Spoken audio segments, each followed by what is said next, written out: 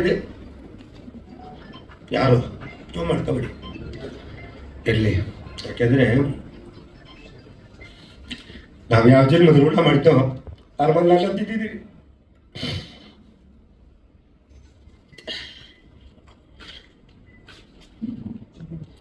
ಇರಲಿ, ಎಲ್ಲ ಹೋರಾಟ ಅವ್ರಿಗೋಸ್ಕರ.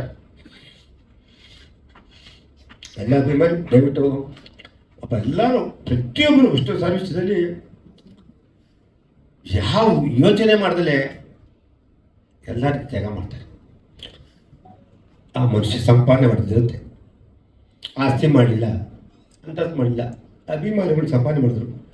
ಬರ್ತಡೇ ದಿನ ಮಳೆ ಬತ್ತ ಜೋರ ಬರ್ತಾರೆ, ಮಕ್ಕಳು ಕರ್ಕೊಂಡು ಕಾಲ ಕುಟ್ಕೊಂಡು ಅಭಿಮಾನಿಗಳು ಬರೋರು ಕಣ್ಣಲ್ಲಿ ನೀರು ಹಾಕೋದು ಕೂತ್ಕೊಂಡು ನಾನು ಏನು ಸಂಪಾದನೆ ಮಾಡ್ತೀನಿ, ಯಾವುದಕ್ಕೋಸ್ಕರ ಇಷ್ಟು ಬರ್ತಾರೆ ನಾನು ನನ್ನ ಜೊತೆ ನನಗೊತ್ತು ಆ ಪ್ರೀತಿ. ನಾನು ಇವ್ರಿಗೆ ಏನು ಮಾಡ್ತೀನಿ ನೀರು ಅಂತ ಮಗನಿಗೆ ಪ್ರೀತಿ ಮಾಡಬಾರ್ದು. ದಯವಿಟ್ಟು ಮಾಡಬೇಡಿ, ಕೈ ಬಂದು ಕೇಳ್ಕೊತೀನಿ. ನೀವು ಮಾಡ್ತೀವಿ ಅಂದರೆ ಮುಂದೆ ಬೇರೆ ರೀತಿ ಆಗುತ್ತೆ ಅಂತ ಹೇಳಕ್ಕೆ ಇಷ್ಟಪಡ್ತೀನಿ. ದಯವಿಟ್ಟು ಪ್ಲೀಸ್, ಎಲ್ಲರಿಗೂ ನೋವಿದೆ, ತುಂಬ ಅಭಿಮಾನ ನೋವಿದೆ. ಆದರೆ ನಮಗೋಸ್ಕರ ನಮ್ಮ ದೇವ್ರಿಗೋಸ್ಕರ ಯಾರು ಮಾತಾಡಬೇಡ.